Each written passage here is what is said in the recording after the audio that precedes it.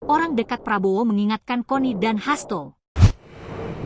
Menanggapi informasi jika pengamat militer Koni Rahakundini Bakri akan menemui Sekjen PDIP Hasto Kristianto di tahanan untuk izin membuka dokumen dugaan skandal Jokowi, ditanggapi keras Dhanil Anzar Simanjuntak. Orang dekat Prabowo ini memperingati Koni Bakri, Indonesia tidak boleh dibangun dengan laku saling ancam dan bargain-bargain seperti ini, kata Dhanil dikutip dari unggahannya di X, Senin, 24 Februari 2025. Ia meminta Koni jangan hanya membangun narasi mengancam jika ingin menyampaikan kebenaran melalui dokumen dimaksud.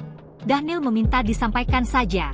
Bila mau menyampaikan kebenaran, sampaikan saja. Tidak perlu ragu, ucapnya. Politis Gerindra itu menegaskan, apa yang disampaikan itu harus fakta dan dipertanggungjawabkan.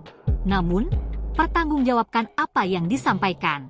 Jangan sampai melempar fitnah, tegasnya.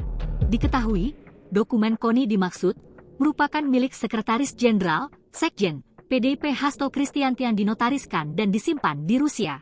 Koni sendiri pada Rabu 26 Februari 2025 menyatakan, dia menyimpan dokumen Hasto yang benar-benar berisi skandal pejabat negeri termasuk Presiden Jokowi. Namun sebagai orang yang dititipi dia menunggu perintah Hasto, namun keburu ditahan. Maka itu tengah berusaha menemui Hasto dan siap membuka dokumen tersebut. Saya sendiri sedang berusaha menemui Pak Hasto sebelum saya kembali ke Rusia untuk izin tentang dokumen tersebut dibuka karena banyak sekali yang menghubungi saya, jelasnya. Menanggapi ancaman Koni, Jokowi mempersilahkan asalkan berdasarkan fakta hukum. Ya kalau ada fakta hukum, bukti hukum silahkan, ujar Jokowi saat wartawan di kediamannya tanggal 21 Februari 2025. Download Tribun X sekarang. Menghadirkan lokal menjadi Indonesia.